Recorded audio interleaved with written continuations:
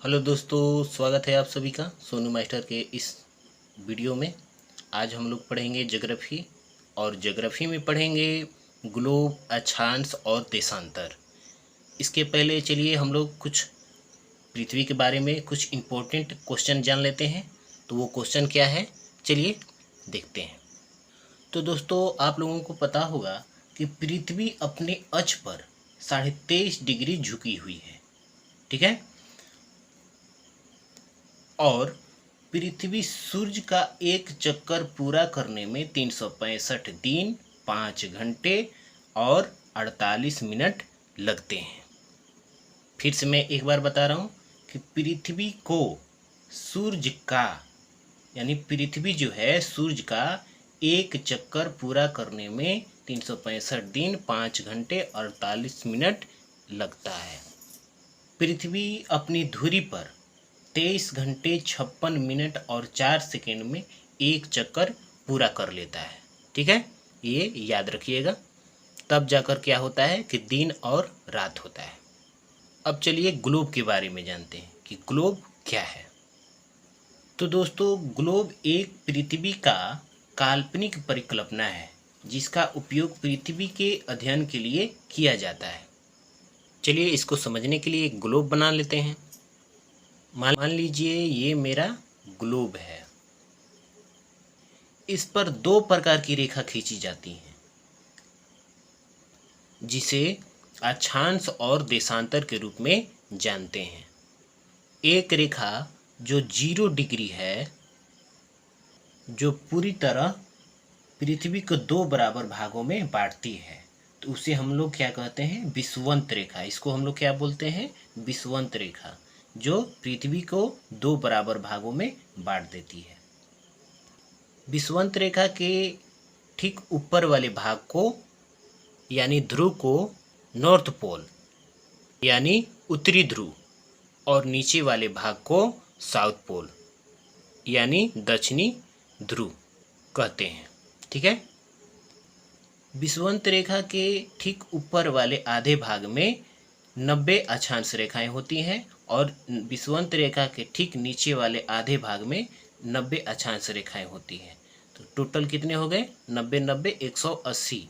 और एक विषुवंत रेखा को अगर जोड़ दिया जाता है तो वो कितना हो जाता है, 181 अक्षांश रेखाएं।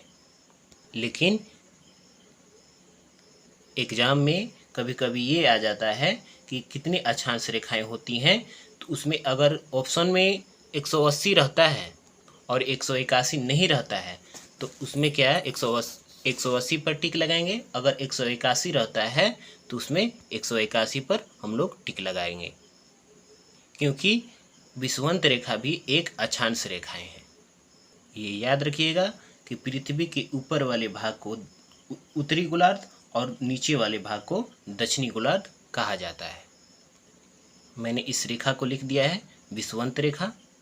इसको भूमध्य रेखा भी कहा जाता है। विषुवंत रेखा के ठीक नीचे वाले रेखा को क्या कहा जाता है, मकर रेखा, जो 23.5 डिग्री पर झुकी हुई है। और विषुवंत रेखा के ठीक ऊपर वाले रेखा को हम लोग क्या बोलते हैं, कर्क रेखा। ये भी 23.5 डिग्री पर झुकी हुई है। विषुवंत रेखा के ठीक ऊपर वाले रेखा को हम लोग क्या कहते हैं, कर्क रेखा, जो 23.5 डिग्री पर झुकी हुई है। और मकर रेखा के ठीक नीचे वाले रेखा को क्या कहते हैं हम लोग, अर्कटाटिक रेखा। ये 66.5 डिग्री पर झुकी हुई है। और कर्क रेखा के ठीक ऊपर वाले रेखा को क्या कहा जाता है, अवकार्टिक रेखा। इसको अर्कटाटिक रेखा और इसको अवकार्टिक रेखा कहा जाता है। ये भी 66.5 डिग्री पर झुकी हुई है और ये भी 66.5 डिग्री पर झुकी हुई है। मैंने बताया कि विषुवंत रेखा के ठीक ऊपर जो रेखा होती हैं, इसमें अक्षांश रेखाएं जो होती हैं 90 होती हैं। कितनी होती हैं, 90 अक्षांश रेखाएं होती हैं, ऐसे ऐसे करके। इसके नीचे भी 90 अक्षांश रेखाएं होती हैं। इसमें 90 नहीं पार सकते हैं हम, लेकिन विषुवंत रेखा के ठीक नीचे 90 अक्षांश रेखाएं होती हैं। विषुवंत रेखा के ठीक ऊपर कितनी होती हैं? 90 अक्षांश रेखाएं होती हैं। 90 90 180 और एक विषुवंत रेखा को जोड़ लिया जाता है तो टोटल 181 अक्षांश रेखाएं हो जाती हैं। लेकिन कई किताबों में 180 अक्षांश रेखाएं का जिक्र हुआ है। और एक बात याद रखिएगा कि पृथ्वी के ऊपर वाले आधे भाग को उत्तरी गोलार्ध और नीचे वाले आधे भाग को क्या कहा जाता है? दक्षिणी गोलार्ध कहा जाता है। अब चलिए देशांतर के बारे में जानते हैं। तो देशांतर क्या है? तो दोस्तों, इन दोनों ध्रुवों को मिलाने वाली रेखा को हम लोग क्या कहते हैं? देशांतर कहते हैं। इन दोनों ध्रुवों को, यानी कि उत्तरी गोलार्ध को और दक्षिणी गोलार्ध को जो रेखा मिलती है उसको हम लोग क्या कहते हैं? देशांतर कहते हैं। इसकी रेखा इस तरह होती है।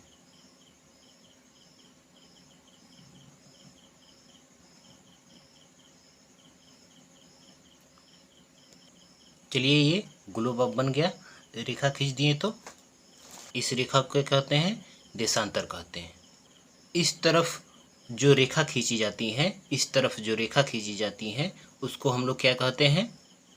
पूर्वी देशांतर। इसको क्या कहा जाता है? पूर्वी देशांतर। और इस तरफ जो रेखा खींची जाती है उसको बोला जाता है पश्चिमी देशांतर। क्या बोला जाता है? पश्चिमी देशांतर। ठीक है। और दोस्तों, ये जो रेखा है, एक 0 डिग्री को देशांतर रेखा माना गया है। क्या माना गया है? 0 डिग्री का देशांतर रेखा माना गया है। जिस तरह विषुवंत रेखा के ऊपर 90 अक्षांश रेखाएं होती हैं और 90 नीचे अक्षांश रेखाएं होती हैं, उसी तरह इसके आधे वाले भाग में कितनी होती हैं? 180 डिग्री देशांतर रेखाएं होती हैं। इधर जो है आधा पे 180 डिग्री देशांतर रेखाएं होती हैं और यहाँ पे 0 डिग्री होता है। तो टोटल कितने देशांतर रेखाएं होती हैं? 360 देशांतर रेखाएं होती हैं। ठीक है, ये याद रखिएगा। तो दोस्तों, अब इस पर एक क्वेश्चन बनता है कि दो अक्षांश रेखाएं खींची गई, उनके बीच की दूरी कितनी होती है? जो 90 यहाँ पे अक्षांश रेखाएं खींची गई हैं वो कितनी कितनी दूरी पर है? तो याद रखिएगा कि जो ये यहाँ से यहाँ तक की इनकी दूरी है 111 किलोमीटर की दूरी है और यहाँ से यहाँ तक इनकी दूरी कितनी है? 111 किलोमीटर। इसी तरह 90 जो है 111 किलोमीटर की दूरी पर सब जो है स्थित है। ये अक्षांश रेखाएं वास्तव में क्या करती हैं? ये अक्षांश रेखाएं जो है टेम्परेचर बताता है कि तापमान कैसा है। ये अक्षांश रेखाएं का उपयोग जलवायु के निर्धारण में कई बार किया जाता है। अब यहाँ पे कर्क रेखा पर एक क्वेश्चन उठते हैं। क्या क्वेश्चन उठते हैं? भारत को कौन सी रेखा जो है 2 बराबर भागों में विभाजित करती है? कौन सी रेखा है? कर्क रेखा है। और यहाँ पे एक बात और ध्यान दीजिएगा कि ये 8 राज्यों से ये गुजरती हैं। और याद रखिएगा कि झारखंड में स्थित जो रांची शहर है ये कर्क रेखा पर स्थित है।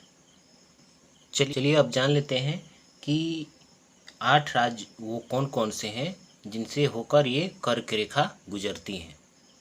अगर लिखना चाहते हैं तो मैं बोल रहा हूँ, लिख लीजिएगा। पहला है मिजोरम, त्रिपुरा, पश्चिम बंगाल, राजस्थान, गुजरात, मध्य प्रदेश, छत्तीसगढ़ और झारखंड। झारखंड में रांची सिटी से।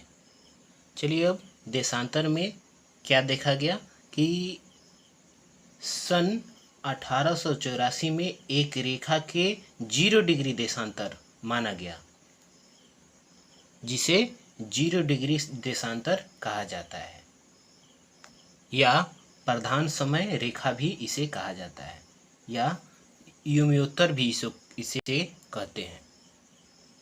यह जीरो डिग्री रेखा ये वाला जो है इंग्लैंड के एक शहर ग्रीनविच से होकर गुजरती है। कहाँ से गुजरती है?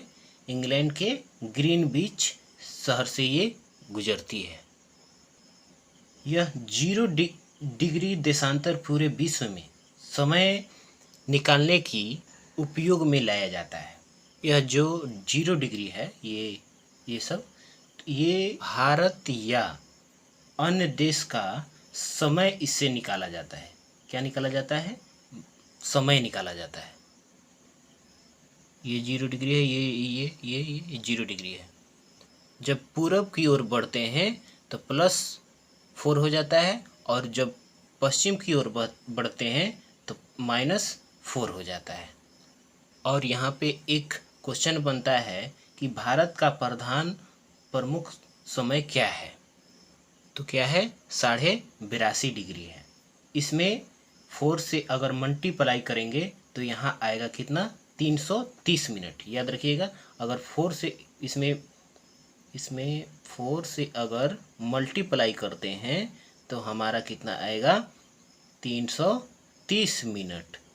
और इसको घंटा में अगर बदलते हैं तो घंटा में बदलेंगे तो अगर 60 से हम लोग भाग दे देते हैं तो कितना आएगा? 5 घंटा 30 मिनट।